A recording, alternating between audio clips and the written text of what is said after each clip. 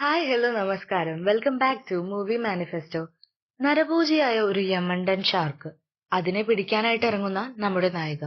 നമ്മൾ ഇന്ന് കാണാൻ പോകുന്നത് അണ്ടർ പാരിസ് എന്ന നെറ്റ്ഫ്ലിക്സിൽ റിലീസ് ചെയ്ത ഒരു ഫ്രഞ്ച് മൂവിയാണ്. നമുക്ക് കഥയിലേക്ക് കടക്കാം. ഇതാണ് നമ്മുടെ കഥയിലെ നായിക സോഫിയ. നമുക്ക് സോഫി എന്ന് വിളിക്കാം.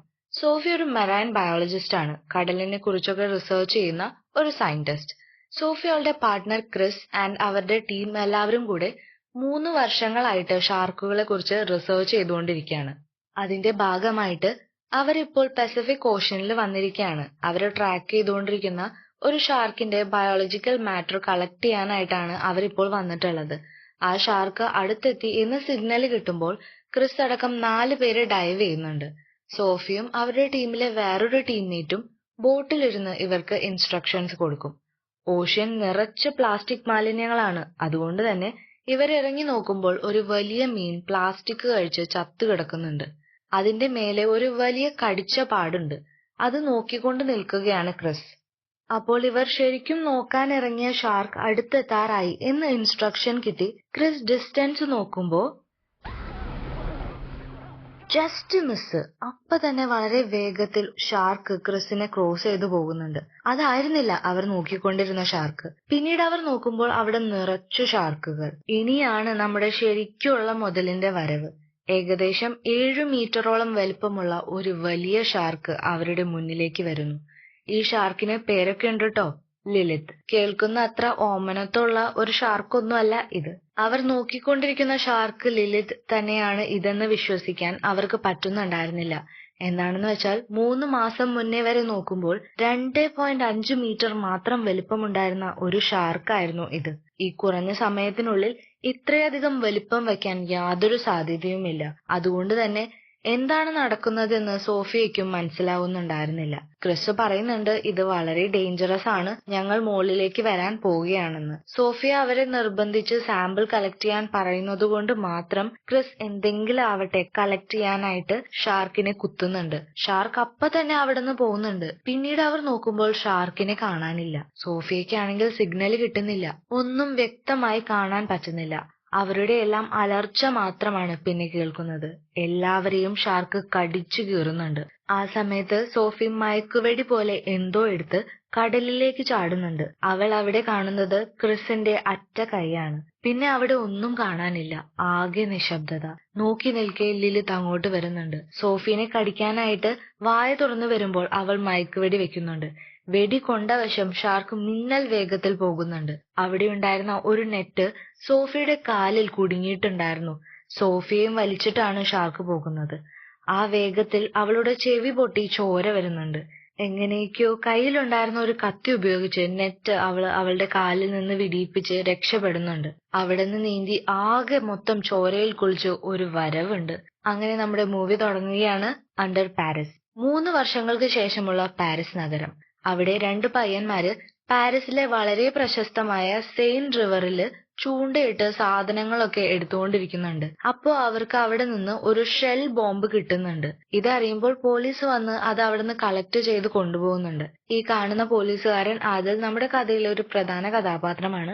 ഇതുപോലെയുള്ള കുറെ ലൈവ് ഷെല്ലുകൾ അവിടുന്ന് മുന്നും കിട്ടിയിട്ടുണ്ട്. വേൾഡ് വാറിന് ശേഷം കിടക്കുന്ന ഷെല്ലുകളാണ് ഇവയൊക്കെ. ലൈവ് ഷെല്ലുകൾ ആയതുകൊണ്ട് തന്നെ എന്തെങ്കിലും ട്രിഗർ വന്നാൽ ഇതൊക്കെ പൊട്ടാനുള്ള സാധ്യതയുണ്ട്. സോഫിയ ഇപ്പോൾ റിസർച്ച് എല്ലാം ഉപേക്ഷിച്ച് ഒരു അക്വേറിയം ഗൈഡിനെ പോലെ ജോലി ചെയ്യുന്നതായിട്ടാണ് നമുക്ക് കാണാൻ സാധിക്കുന്നത്. ഈ സമയത്ത് മിക്ക എന്നൊരു മെറൈൻ ആക്ടിവിസ്റ്റിനെ അവൾ കണ്ടുമുട്ടുന്നുണ്ട്. മിക്ക സേവ് അവർ സീസ് എന്ന ഒരു ഓർഗനൈസേഷൻ നടത്തുന്നുണ്ട്. അവർ മറൈൻ ലൈഫിന്റെ പ്രൊട്ടക്ഷന് വേണ്ടി വർക്ക് ചെയ്യുന്നവരാണ്. അവരുടെ വർക്കിംഗ് സ്റ്റേഷനിലേക്ക് സോഫിയയെ കൊണ്ടുവന്നിട്ട് 3 വർഷം മുന്നേ സോഫിയ റിസർച്ച് ചെയ്തിരുന്ന ലിലിത്ത് പാരീസിലെ സെയിൻ റിവറിൽ എത്തിയിട്ടുണ്ടെന്ന് കാണിച്ചു കൊടുക്കുന്നുണ്ട്. 3 ദിവസമായിട്ട് നമ്മൾ നേരത്തെ കണ്ടില്ലേ സെയിൻ റിവർ, അവിടെയാണ് ഈ ഷാർക്ക് ഉള്ളത്. പാരീസിന്റെ ഹൃദയഭാഗത്ത്. ക്ലൈമറ്റ് ചേഞ്ച് കൊണ്ട് ചിലപ്പോൾ ഷാർക്കുകൾ മൈഗ്രേറ്റ് ചെയ്തേക്കാം. എന്നാൽ ലിലിത്ത് ഒരു മാക്കോ ഷാർക്കാണ്. അതുകൊണ്ട് തന്നെ അത് പസഫിക് ഓഷ്യനിൽ നിന്ന് പാരീസിലെ ഫ്രഷ് വാട്ടറിലേക്ക് ഒരിക്കലും വരാൻ സാധ്യതയില്ല എന്ന് സോഫിയ പറയുന്നുണ്ട്. ലിലിത്തുമായി ബന്ധപ്പെട്ട് ഒരു ട്രോമാറ്റിക് പാസ്റ്റ് ഉള്ളതുകൊണ്ട് സോഫിയ ഇത്രയും നാൾ അതിനെ ട്രാക്ക് ചെയ്യാതിരുന്നത്. ഇത് കണ്ടതിന് ശേഷം സോഫിയ അവിടുന്ന് പോകുന്നുണ്ട്. അന്ന് രാത്രി മിക്കയും അവളുടെ പാർട്ട്ണർ ബെന്നും സെയിന്റ് റിവറിൽ നടന്ന ഒരു ആക്സിഡന്റ് അന്വേഷിക്കാനും ലിലിതിനെ ചെക്ക് ചെയ്യാനും ആയിട്ട് വരുന്നുണ്ട്. ഡൈവ് ചെയ്ത് വെള്ളത്തിലിറങ്ങുന്ന മിക്കയെ പോലീസ് അറസ്റ്റ് ചെയ്തുകൊണ്ട് പോകുന്നുണ്ട്. ബെൻ അവിടുന്ന് രക്ഷപ്പെട്ടു പോകുന്നുമുണ്ട്. ഇപ്പോൾ സോഫിയ ലിലിതിനെ വീണ്ടും ട്രാക്ക് ചെയ്യാൻ തുടങ്ങിയിട്ടുണ്ട്. ലിലിത് സെയിന്റ് റിവറിൽ ഉണ്ടെന്ന കാര്യം സോഫിയയ്ക്കും ബോധ്യപ്പെടുന്നുണ്ട്. അടുത്ത ദിവസം രാവിലെ പോലീസിന് റിവറിൽ നിന്ന് കൈയും കാലും ഇല്ലാത്ത ഒരു മനുഷ്യജടം കിട്ടുന്നുണ്ട്. മിക്ക പറഞ്ഞിട്ട് അവർ സോഫിയയും അങ്ങോട്ട് വിളിച്ചിട്ടുണ്ടായിരുന്നു. അതൊരു ഷാർക്ക് ചെയ്തതാണെന്ന് സോഫിയ ഉറപ്പിച്ചു പറയുന്നുണ്ട്. ഇവരിങ്ങനെ പറയുന്നത് കൊണ്ട് തന്നെ അങ്ങനെ ഒരു ഷാർക്ക് ഉണ്ടെന്ന് ഉറപ്പിക്കാൻ പോലീസ് ഓഫീസേഴ്സ് തീരുമാനിച്ച് റിവറിൽ ഇറങ്ങാൻ പ്ലാൻ ചെയ്യുമ്പോൾ ഇവർ ഷാർക്കിനെ കൊല്ലുമെന്ന് തോന്നുന്ന മിക്ക പിന്നീട് ഷാർക്കിനെ പ്രൊട്ടക്ട് ചെയ്യാനുള്ള പ്ലാനിംഗ് സ്റ്റാർട്ട് ചെയ്യുന്നുണ്ട്. ഇവിടെ ഷാർക്ക് കാരണം ആളുകളെല്ലാം മരിച്ചുകൊണ്ടിരിക്കുമ്പോഴും നമ്മുടെ മെറൈൻ ആക്ടിവിസ്റ്റിന് എങ്ങനെയും ഷാർക്കിനെ രക്ഷിച്ചാൽ മതി. അതിനുശേഷം ആദിലും ബാക്കി ഓഫീസേഴ്സും കൂടി ലിലിതിനെ കണ്ടുപിടിക്കാനായിട്ട് പോകുന്നുണ്ട്. ലിലിതിനെ ട്രാക്ക് ചെയ്യാനായിട്ട് സോഫിയും ഇവരുടെ കൂടെ പോകുന്നുണ്ട്. എല്ലാ കാര്യങ്ങളും അവരുടെ പ്ലാൻ പ്രകാരം തന്നെ നടക്കുന്നുണ്ടായിരുന്നു. വെള്ളത്തിൽ ഡൈവ് ചെയ്ത ഓഫീസേഴ്സ് ലിലിതിനെ കാണേണ്ടതായിരുന്നു. പക്ഷേ ആ സമയത്ത് മിക്ക ബെന്നിനെ വിളിച്ച് ലിലിത്തിന്റെ ട്രാക്കർ ഡിസ്കണക്ട് ചെയ്യാനായിട്ട് പറയുന്നുണ്ട്. വെള്ളത്തിൽ ഇറങ്ങിയ പോലീസ് ഓഫീസേഴ്സിന്റെ ലൈഫ് റിസ്ക് ചെയ്തിട്ടാണ് അവൾ ഇത് ചെയ്യുന്നത്. ആ സമയത്ത് പോലീസുകാരുടെ അടുത്ത് ഷാർക്ക് എത്തിക്കഴിഞ്ഞു. അവർക്കും സിഗ്നൽ കിട്ടുന്നില്ല, സോഫിക്കും സിഗ്നൽ കിട്ടുന്നില്ല. ആകെ മൊത്തം പരിഭ്രാന്തി. പോലീസുകാരെല്ലാവർക്കും ശരിക്കും പേടിയായിട്ടുണ്ട്. എന്നാലും ഷാർക്കിന്റെ പിടിയിൽപ്പെടാണ്ട് അവരെങ്ങനെയോ ബോട്ടിൽ തിരിച്ചു കയറുന്നുണ്ട്. എന്നിട്ട് ആദിലിനോട് പറയുന്നുണ്ട്, അവിടെ എന്തോ ഉണ്ട്, എന്തോ ഒരു പെരുത്ത സാധനം അവിടെയുണ്ട്, ഞങ്ങൾക്ക് തോന്നി, അത് ഉറപ്പാണെന്ന്. ഇത് വളരെ സീരിയസ് ആയിട്ടുള്ള ഒരു വിഷയമാണ്. പാരീസിലൂടെ ഒഴുകുന്ന സെയിൻ നദിയിൽ ഒരു മോൺസ്റ്റർ ഷാർക്ക് ഉണ്ടെന്നുള്ളത്. ഓഫീസേഴ്സ് ഇക്കാര്യം അവിടുത്തെ മേയറിനെ അറിയിക്കുന്നുണ്ട്. എന്നാൽ നിങ്ങൾ എന്തെങ്കിലും ചെയ്ത് ആ ഷാർക്കിനെ കൺട്രോൾ ചെയ്തോളൂ. സെയിന്റ് റിവറിൽ ഒരു സ്വിമ്മിംഗ് കോമ്പറ്റീഷൻ നടക്കാൻ പോവുകയാണ്. 1.7 ബില്യൺ ചെലവ് ചെയ്ത് നടത്തുന്ന ഇവന്റ് ആണിത്. അതൊരിക്കലും ക്യാൻസൽ ചെയ്യാൻ പറ്റില്ല എന്ന് മേയർ പറയുന്നുണ്ട്. ഓഫീസേഴ്സ് എങ്ങനെ ഷാർക്കിനെ ഒതുക്കും എന്ന് ആലോചിച്ചുകൊണ്ടിരിക്കുമ്പോൾ മിക്ക കുറെ അധികം മെറൈൻ ആക്ടിവിസ്റ്റുകളെ ഒത്തുകൂട്ടി ലിലിതിനെ സേവ് ചെയ്യാനായിട്ട് ഉള്ള കാര്യങ്ങൾ ചെയ്തുകൊണ്ടിരിക്കുകയാണ്. ഇങ്ങനെ വിട്ടാൽ ഗവൺമെന്റ് ലിലിതിനെ കൊല്ലും എന്ന് അവരെ ബോധ്യപ്പെടുത്തി ഷാർക്കിനെ എങ്ങനെയെങ്കിലും രക്ഷിക്കാനുള്ള കാര്യങ്ങളാണ് അവർ ചെയ്യുന്നത്. ഷാർക്ക് അവരെ കൊന്നാലും കുഴപ്പമില്ല, പക്ഷെ ഷാർക്കിനെ രക്ഷിച്ച് കൊണ്ടുപോകണം എന്നുള്ളൊരു സ്റ്റാൻഡിലാണ് മിക്ക നിൽക്കുന്നത്. എന്തൊക്കെ പ്രാന്താണല്ലേ. ഈ സീക്രട്ട് പ്ലാൻ നടത്തുന്നതിന് മുൻപ് ബെൻ ആദിലിനെയും സോഫിനെയും കണ്ട് ഈ കാര്യം അറിയിക്കുന്നുണ്ട്. അപ്പോ ബെൻ അവരോട് പറയുന്നുണ്ട് ലിലിത് പാരീസിന്റെ അണ്ടർഗ്രൗണ്ട് ടണൽ ആയിട്ടുള്ള കാറ്റാകോംബിൽ ഉണ്ടെന്ന്. ഈ അണ്ടർഗ്രൗണ്ട് ടണൽ പാരീസ് സിറ്റി ഉണ്ടാക്കുന്ന സമയത്ത് പണിതിട്ടുള്ളതാണ്. ഇത് പാരീസ് സിറ്റി മുഴുവൻ പരന്നു കിടക്കുന്ന ഒന്നാണ്. അന്ന് രാത്രി മിക്ക ബാക്കി ആക്ടിവിസ്റ്റുകളെ എല്ലാം കൂട്ടി ലിലിത് ഉള്ള ടണലിന്റെ അടുത്തേക്ക് വരുന്നുണ്ട്. ആ സമയത്ത് പോലീസുകാരും സോഫിയും അങ്ങോട്ട് വരുന്നുണ്ട്. പോലീസും ആക്ടിവിസ്റ്റുകളും തമ്മിൽ വിഷയമാവുമ്പോൾ മിക്ക റിവറിലോട്ട് ഇറങ്ങി ഷാർക്സ് മനുഷ്യരെ ഉപദ്രവിക്കില്ല, അവൾക്ക് ഷാർക്കിനോട് കമ്മ്യൂണിക്കേറ്റ് ചെയ്യാൻ സാധിക്കും എന്നെല്ലാം തെളിയിക്കാനായിട്ടാണ് അവൾ ഇറങ്ങുന്നത്. ആ സമയത്ത് ഒരു ഷാർക്ക് അങ്ങോട്ട് വരുന്നുണ്ട്. എന്നാൽ അത് ലിലിത് ആയിരുന്നില്ല. പിന്നെ നോക്കുമ്പോൾ ഒരുപാട് ഷാർക്കുകൾ അങ്ങോട്ട് വരുന്നുണ്ട്. അതിലൊരു ഷാർക്ക് മിക്കയെ വല്ലാതെ അങ്ങ് സ്നേഹിക്കുന്നുണ്ട്. ഒറ്റ കടിയാണ് മിക്കയുടെ പകുതി ശരീരം ആ ഷാർക്ക് അകത്താക്കുന്നുണ്ട്. എല്ലാവരും ആകെ തരിച്ചു നിന്നു പോകുന്നുണ്ട് ആ സമയത്ത്. പിന്നെ ആകെ മൊത്തം ജഗ പോക. മെറൈൻ ആക്ടിവിസ്റ്റുകളൊക്കെ മെറൈൻ ലൈഫ് വേണ്ട, സ്വന്തം ജീവൻ മതിയെന്ന് പറഞ്ഞ് ചറ പറ ഓട്ടം. കുറെ എണ്ണം ഇതിന്റെ ഇടയ്ക്ക് വെള്ളത്തിൽ പോകുന്നുണ്ട്. പോലീസ് പറ്റുന്നവരെ ഒക്കെ രക്ഷിച്ച് അവിടെ നിന്ന് കൊണ്ടുപോകുന്നുണ്ട്. കുറെ ആക്ടിവിസ്റ്റുകൾ മരിക്കുന്നുണ്ട്. ഇക്കൂട്ടത്തിൽ ബെന്നും ഒരു പോലീസുകാരനും മരിക്കും. ഈ അറ്റാക്ക് നടക്കുമ്പോൾ ഒരു ഷാർക്കും വേറെ ഷാർക്കിന്റെ കടി കിട്ടി ചത്തിട്ടുണ്ടായിരുന്നു. സോഫിയ ഷാർക്കിനെ കൊണ്ടുവന്ന് എക്സാമിൻ ചെയ്യുമ്പോൾ അതൊരു 2 മാസം മാത്രം പ്രായമുള്ള ഒരു ഫീമെയിൽ ഷാർക്കാണ്. റീപ്രൊഡ്യൂസ് ചെയ്യാനുള്ള മെച്യൂരിറ്റി ആയിട്ടില്ലെങ്കിലും ആ ഷാർക്ക് പ്രഗ്നന്റ് ആയിരുന്നു. അതിന്റെ വയറ്റിൽ ഒരുപാട് ബേബി ഷാർക്സ് ഉണ്ടായിരുന്നു. ഇതിൽ നിന്ന് സോഫിയയ്ക്ക് മനസ്സിലാവുന്നുണ്ട് ഫീമെയിൽ ഷാർക്ക് ഒരു മെയിൽ ഷാർക്കിന്റെ ആവശ്യമില്ലാതെ തന്നെ സ്വന്തമായിട്ട് റീപ്രൊഡ്യൂസ് ചെയ്യാൻ തുടങ്ങിയിരിക്കുന്നു എന്ന്. അത് മാത്രമല്ല വളരെ ചെറിയ പ്രായം തൊട്ടേ ഇവർക്ക് റീപ്രൊഡ്യൂസ് ചെയ്യാൻ സാധിക്കുന്നുണ്ട്.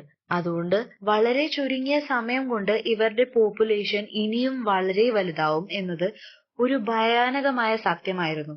ഈ ഷാർക്ക് ലിലിത്തിന്റെ തന്നെ കുട്ടിയാണെന്നും ഇവർക്ക് ഫ്രഷ് വാട്ടറിൽ സർവൈവ് ചെയ്യാനുള്ള എബിലിറ്റി വന്നു കഴിഞ്ഞു എന്നും സോഫിയയ്ക്ക് മനസ്സിലാവുന്നുണ്ട്.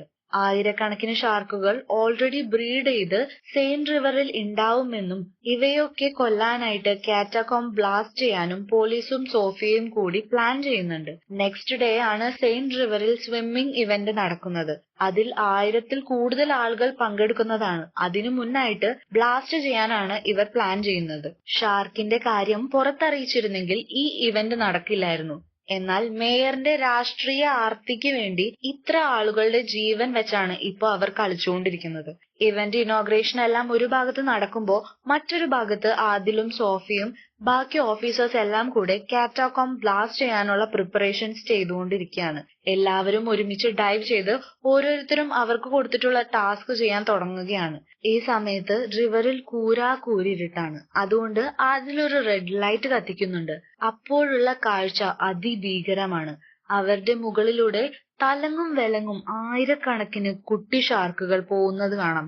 ലിലിത് എങ്ങനെയാണോ പതിവിന് വിപരീതമായിട്ട് വലിപ്പം വെച്ചത്, അതുപോലെ തന്നെ ഈ ഷാർക്കുകളും വലുതാണ്. അവർ ബോംബെല്ലാം പ്ലേസ് ചെയ്യുന്നതിന് മുൻപ് ഷാർക്കുകൾ ഇവരെ അറ്റാക്ക് ചെയ്യുന്നുണ്ട്. എല്ലാ ഷാർക്കുകളും കൂടെ ഇവരുടെ കൂട്ടത്തിലെ 2 ഓഫീസേഴ്സിനെ കൂട്ടമിട്ട് കടിച്ചു കൊല്ലുന്നുണ്ട്. എന്നിട്ട് അവസാനം ബോംബ് ബ്ലാസ്റ്റ് ചെയ്യുമ്പോൾ ആദിലിനും പരിക്ക് പറ്റുന്നുണ്ട്. അവനെ തിരിച്ചു ബോട്ടിലേക്ക് എത്തിച്ചിട്ട് സോഫിയ തിരിച്ച് വെള്ളത്തിലേക്ക് പോകുമ്പോൾ അവിടെ ലിലിത്തിനെ കാണുന്നുണ്ട്. ലിലിത് സോഫിയയെ കാണുന്നില്ല. പക്ഷെ അത് സ്വിമ്മിംഗ് റേസ് നടക്കുന്ന സ്ഥലത്തെ നെറ്റെല്ലാം പൊട്ടിച്ച് അങ്ങോട്ട് പോകുന്നുണ്ട്. റേസിൽ പങ്കെടുക്കുന്നവരെല്ലാം അവിടെ നീന്തിക്കൊണ്ടിരിക്കുന്ന സമയത്ത് ലിലിത് അങ്ങോട്ട് വന്ന് ആളുകളെ ആക്രമിക്കാൻ തുടങ്ങുന്നുണ്ട്. എല്ലാവരും ജീവനും കൊണ്ട് രക്ഷപ്പെടാൻ നോക്കുന്നുണ്ടെങ്കിലും അങ്ങോട്ട് പിന്നെയും ഒരുപാട് ഷാർക്കുകൾ വരുന്നുണ്ട്. ഈ സമയത്ത് ഓഫീസേഴ്സ് വന്ന് ഷാർക്കുകളെല്ലാം ഷൂട്ട് ചെയ്യുന്നുണ്ട്. എന്നാൽ ചില ഉണ്ടകളെല്ലാം കൊള്ളുന്നത് വേൾഡ് വാർ സെക്കൻഡിനു ശേഷം റിവറിൽ ഉപേക്ഷിക്കപ്പെട്ട് കിടക്കുന്ന ഷെൽ ബോംബുകളിലാണ്. ഇതെല്ലാം ലൈവ് ഷെല്ലുകൾ ആയതുകൊണ്ട് തന്നെ ഒന്നിനു പിറകെ ഒന്നായിട്ട് പൊട്ടിത്തെറിച്ചുകൊണ്ടിരുന്നു. ഇതിനുശേഷം പാരീസ് നഗരം മുഴുവനായിട്ട് നശിക്കുന്ന രീതിയിൽ ഒരു വലിയ വെള്ളപ്പൊക്കം തന്നെ അവിടെ ഉണ്ടാവുന്നുണ്ട്. എല്ലാത്തിനും ഒടുവിൽ എങ്ങനെയോ ആദിലും സോഫിയും രക്ഷപ്പെട്ടു ഇരിക്കുന്നതും അവർക്ക് ചുറ്റും നിറയെ ഷാർക്കുകൾ പോകുന്നതും കാണാം. ഈ ഷാർക്കുകൾ പാരീസിന് പുറത്തേക്കുള്ള സിറ്റിയിലേക്ക് പോകുന്നതും അതിനുശേഷം പതിയെ പതിയെ ഈ ലോകം മുഴുവൻ ഷാർക്കുകൾ കേറി മേയും എന്ന ഒരു ഭീതിയിലാണ് ഈ സിനിമ അവസാനിക്കുന്നത്. ഇനി മറ്റൊരു കഥയായിട്ട് നമുക്ക് വീണ്ടും കാണാം. അതുവരെ ടേക്ക് കെയർ. ബൈ.